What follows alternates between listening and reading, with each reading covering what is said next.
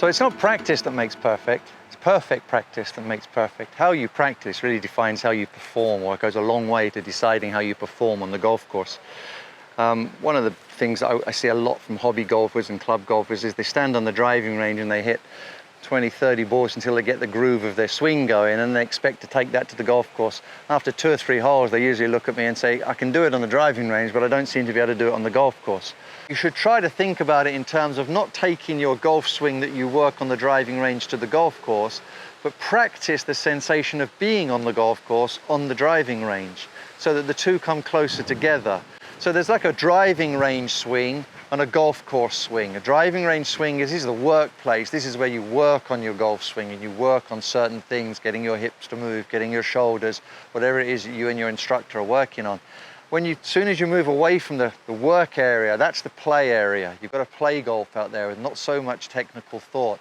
And so after you've spent a while working on certain things in your golf swing here, this is a great game to play. Play the golf course on the driving range. I'm standing now on the driving range, but in my head I'm on the first tee at Half Moon. The first tee for me is a par 5. It's usually into the wind. There's a bunker on the left-hand side, and that's the vision I have, is that hole in my head. And as I stand here and hit a drive, yeah, that was pretty straight. That'll work. Now, if that was pretty straight, where would I be on the first hole now? I'd probably be, kind of have a long second shot. It's a long par 5, so I'd hit a long iron. So then I'd get my long iron, go 3 iron, and hit that for my next shot. So what I'm trying to do is recreate the playing experience on the golf course. I'd then hit a 3 iron up. That was a little heavy. That would leave me about a pitching wedge in if I was on the first hole. So then I'd get my pitching wedge. I'd hit a pitch shot, and I would pick a target out here on the driving range. Let's say it's that flag over there to the left. And this would be the same as when I'm on the golf course in my mind's eye.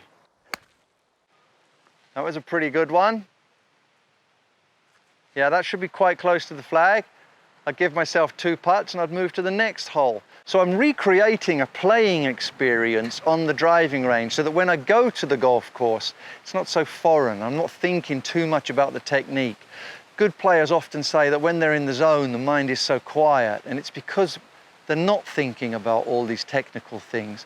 And the worse that they play and the worse that you struggle on the golf course, you always start thinking about where's my arms, where's my shoulders.